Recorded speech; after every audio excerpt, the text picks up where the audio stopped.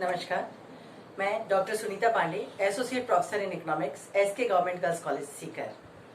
आज के वीडियो में हम पढ़ने जा रहे हैं तटस्थ वक्र की विशेषताएं एवं तटस्थ वक्र के माध्यम से उपभोक्ता का साम्य। तटस्थ वक्र के लक्षण या विशेषताओं में पहली विशेषता है ऋणात्मक ढाल। इस वक्र में आपको दिखाई दे रहा है कि तटस्थ वक्र ऊपर से नीचे की ओर गिरते हुए होते हैं, अर्थात इनका ढाल ऋणात्मक होता है। किसी भी वक्र के ऋणात्मक ढाल का अभिप्राय यह है कि यदि उस वक्र में हमने दोनों अक्षों पर दो वस्तुओं को लिया है तो इसका मतलब यह है कि हमें एक वस्तु की इकाई को बढ़ाने के लिए दूसरी वस्तु की इकाइयों का त्याग करना जरूरी है, अर्थात एक को बढ़ाने के लिए दूसरे चर में या दूसरी वस्तु में कमी करना जरूरी है। दूसरी विशेषता इसकी है उन्नतोदर वक्र, अर्थात तटस्थ वक्र जो है वह मूल बिंदु के प्रति उन्नतोदर होते हैं। किसी भी वक्र के उन्नतोदर होने का अभिप्राय ये है कि उस वक्र पर स्थित दो चर यदि वो दो वस्तुएं हैं तो उन दो वस्तुओं में एक वस्तु की मात्रा को बढ़ाने के लिए दूसरी वस्तु की कुछ मात्राओं का त्याग किया जाना जरूरी है। दूसरी वस्तु का किया जाने वाला त्याग जब निरंतर घटता हुआ होता है तो ऐसी स्थिति में बनने वाला वक्र उन्नतोदर वक्र कहलाता है।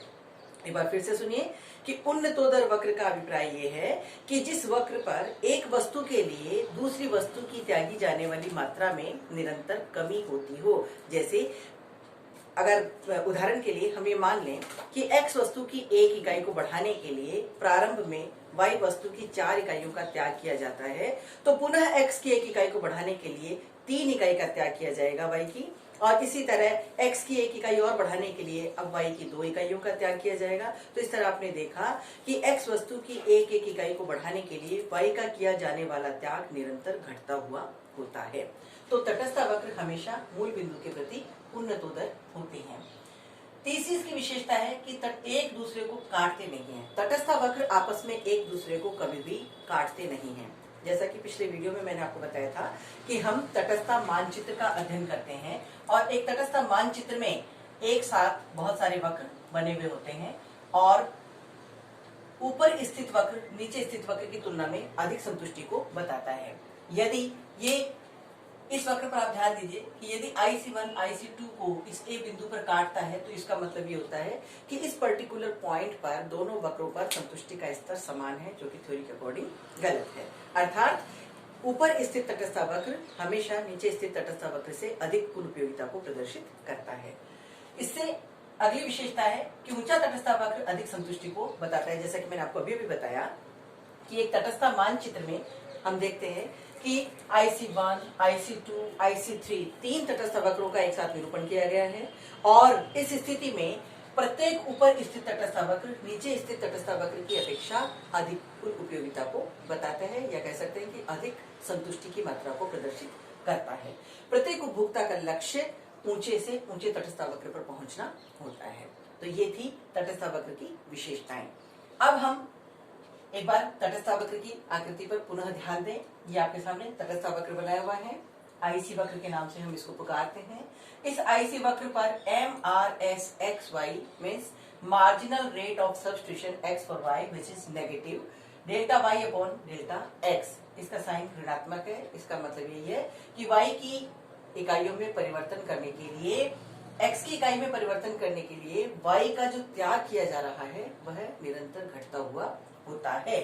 MRSXY जो है इसे हम स्लोप ऑफ IC भी कहते हैं, अर्थात MRSXY is the slope of indifference curve. तो इंडिफरेंस कर्व का स्लोप है minus delta y upon delta x।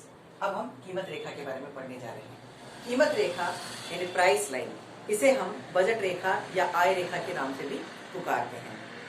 कीमत रेखा वह रेखा होती है जो एक उपभोक्ता के द्वारा काम में ली जाने वाली दो वस्तुओं की कीमतों के अनुपात को प्रदर्शित करती है। इसे हम आय रेखा के रूप में भी परिभाषित करते हैं या पुकारते हैं। आय रेखा का अभिप्राय ये होता है कि एक उपभोक्ता के पास में एक लिमिटेड आय या एक पर्टिकुलर इनकम का लेवल दिया हुआ होता है। अगर हम इस वक्र पर ध्यान दें तो MN कीमत रेखा है।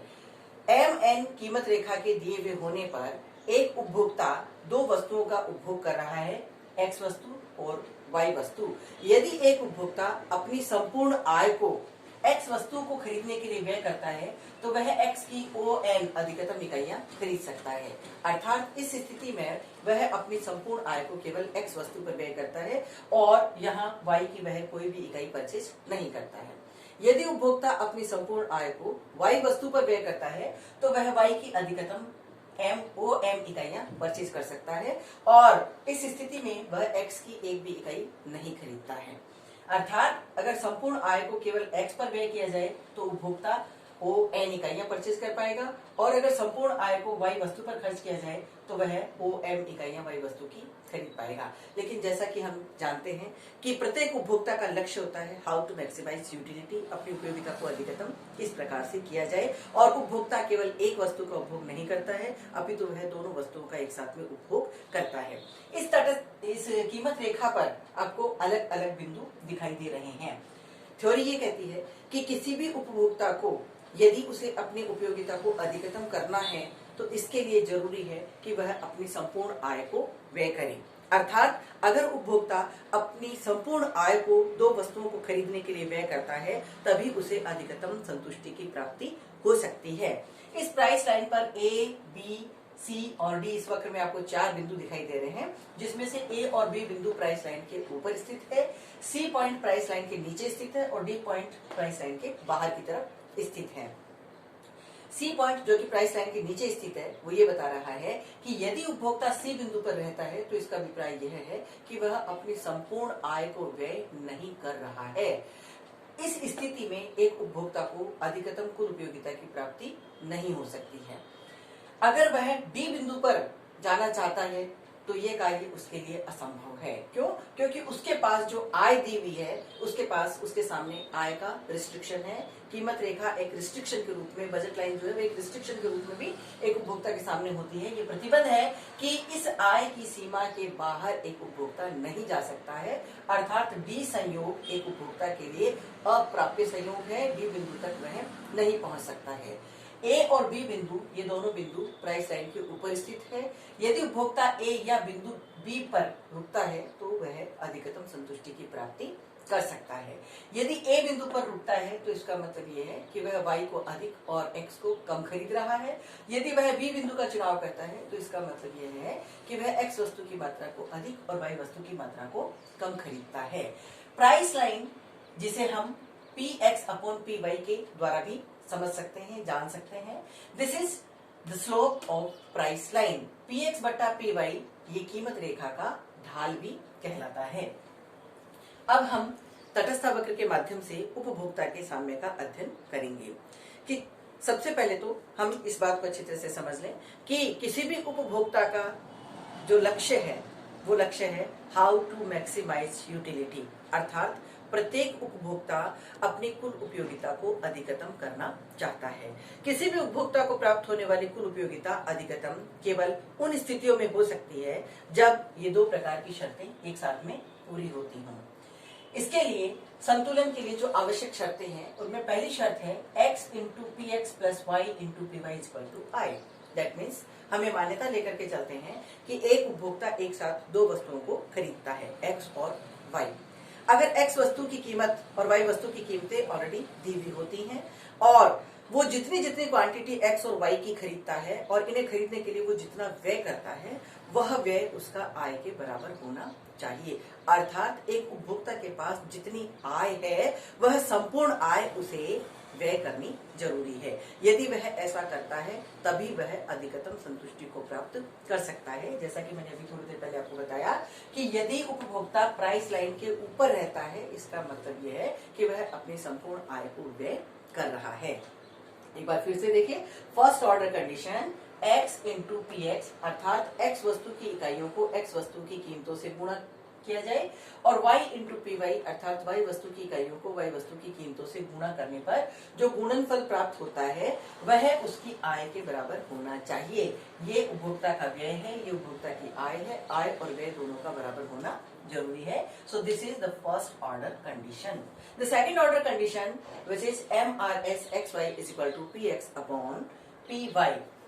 या कह सकते हैं कि minus dy delta y upon delta x is equal to px upon py, अर्थात the slope of indifference curve is equal to the slope of price line. इसका मतलब ये होता है कि एक उपभोक्ता संतुलन की स्थिति में उस स्थान पर होगा जिस स्थान पर तटस्थ वक्र का ढाल और कीमत रेखा का ढाल दोनों एक दूसरे के समान हो, एक दूसरे के बराबर हो। किसी भी वक्र पर ढाल ज्ञात करने के लिए उस वक्र पर एक स्पर्श रेखा खींची जाती है। जैसे यदि ये तटस्थ वक्र है और इसके इस बिंदु पर ढाल ज्ञात करना है, तो ढाल ज्ञात करने के लिए हम इस तटस्थ वक्र पर एक स्पर्श रेखा खींचते हैं और उस स्पर्श रेखा को हम दोनों अक्षों की तरफ मिला देते हैं और ऐसा करने पर एक ट्रायंगल बन जाता है, एक त्रिभुज बन जाता है। इस त्रिभुज का लंब बटे आधार ये ढाल का सूत्र होता है, परपेंडिकुलर अपॉन बेस, और इस आधार पर हम किसी भी वक्र के किसी भी बिंदु पर ढाल को ज्ञात कर सकते हैं। यहाँ आपने देखा कि तटस्थ वक्र का ढाल MRS XY के द्वारा प्रदर्शित किया जाता है, जो कि minus dy delta y upon delta x के द्वारा भी बताया जा सकता है। अब हम इस रेखा चित्र पर आते हैं। इस रेखा चित्र में आपको एक साथ तटस्थ मानचित्र दिखाई दे रहा है, अर्थात IC1, IC2, IC3 तीन तटस्थ वक्र एक साथ बने हुए नजर आ रहे हैं। MN यहाँ पर प्राइस लाइन है, कीमत रेखा है, और इस रेखा चित्र में A, B, C, D और E 5 बिंदु आपको नजर आ रहे हैं। इन 5 बिंदुओं में से सिर्फ कोई एक बिंदु ऐसा है जहां पर उपभोक्ता साम्य की स्थिति में होगा, संतुलन की स्थिति में होगा, और उस बिंदु पर उपभोक्ता को प्राप्त होने वाली कुल उपयोगिता अधिकतम होगी। अब हमें ये जानना है कि इन 5 में से वह बिंदु कौन सा है जो उपभोक्ता के साम्य का बिंदु है, या कहें कि जिस बिंदु पर उपभोक्ता को अधिकतम कुल उपयोगिता की प्राप्ति होती है। हम डी पॉइंट से चलना शुरू करते हैं।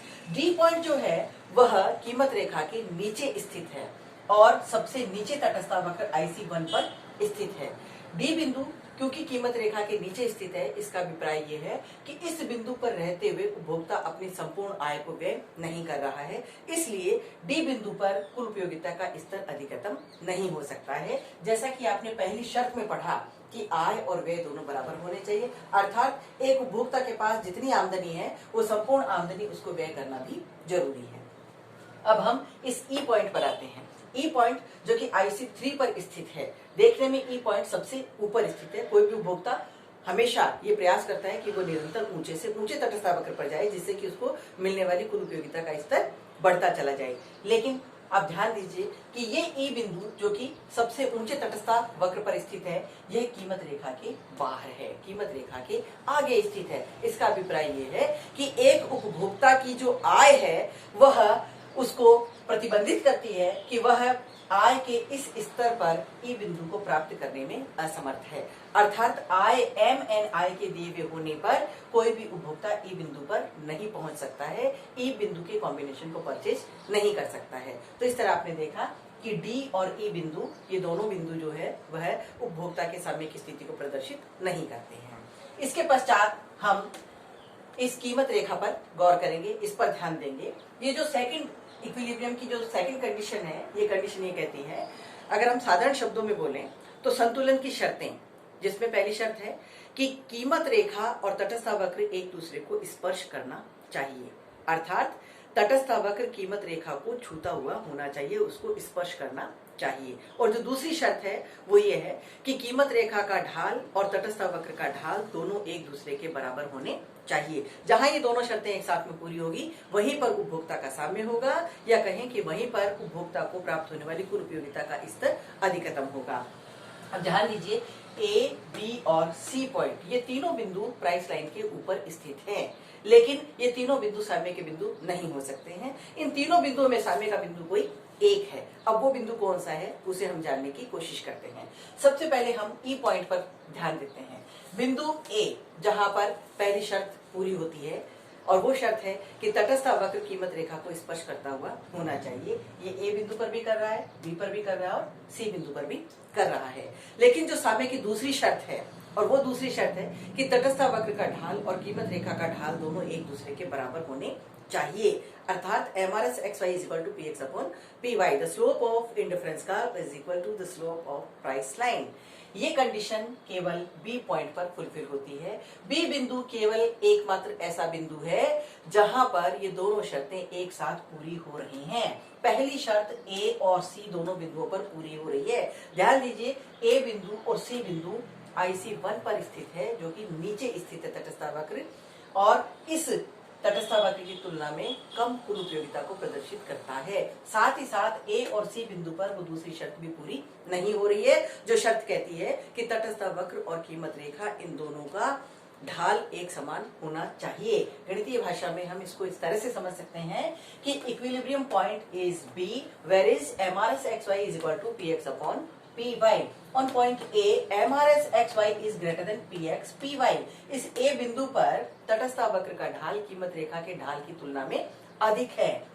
And on point C, MRS XY is less than PX upon PY। अर्थात C बिंदु पर तटस्थ वक्र का जो ढाल है वह कीमत रेखा के ढाल से कम है। Only B पॉइंट ऐसा पॉइंट है जहां पर दोनों शर्तें एक साथ पूरी होती हैं, और यही वह बिंदु है जहां पर MRS XY is equal to PX upon PY और X into PX plus Y into PY is equal to I, ये दोनों कंडीशन एक साथ फुलफिल होती है। तो आज के वीडियो में आपने देखा कि तटस्थ वक्र विश्लेषण के माध्यम से एक उपभोक्ता का साम्य बिंदु किस प्रकार से प्राप्त किया जा सकता है, या कह सकते हैं कि एक उपभोक्ता अधिकतम कुल उपयोगिता के बिंदु को किस प्रकार से प्राप्त कर सकता है। Thank you.